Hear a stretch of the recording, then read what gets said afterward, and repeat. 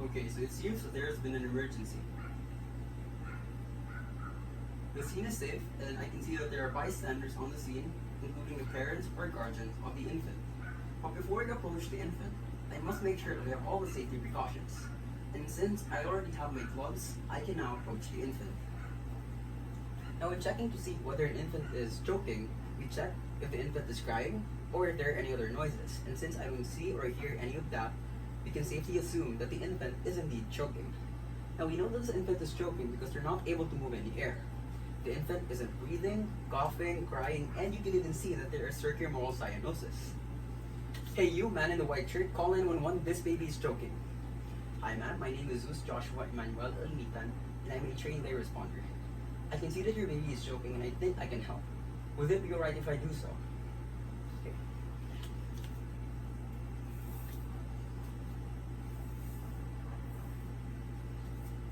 One, two, three, four, five. 1, 2, 3, 4, 5. 1, 2, 3, 4, 5. 1, 2, 3, 4, 5.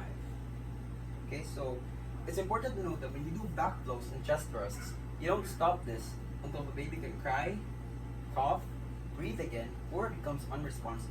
So in this case, the baby has now become unresponsive. So now we have to put the baby down to the floor, lower it down to the floor, or to somewhere flat, and position for CPR.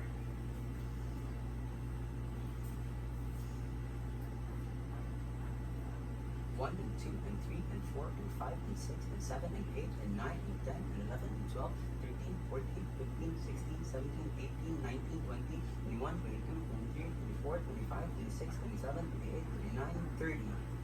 So when you do chest compressions for infants, it is also important to note that you have to push at a rate of 100 to 120 compressions per minute and at a depth of about 1.5 inches for infants. So next, we check if the object comes out by doing a head tilt chin lift procedure, and we can see that the object came out.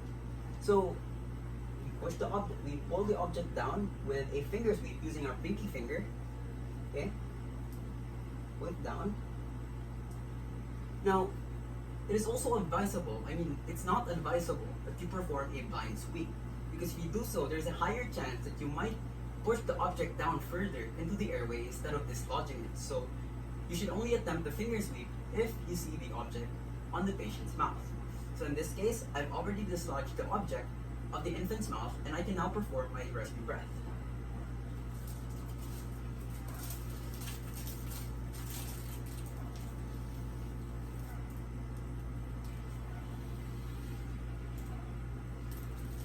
Okay, so now that the infant is responsive again, we now make sure that the infant is in a recovering position and monitor for any signs of breathing or changes in the patient's condition.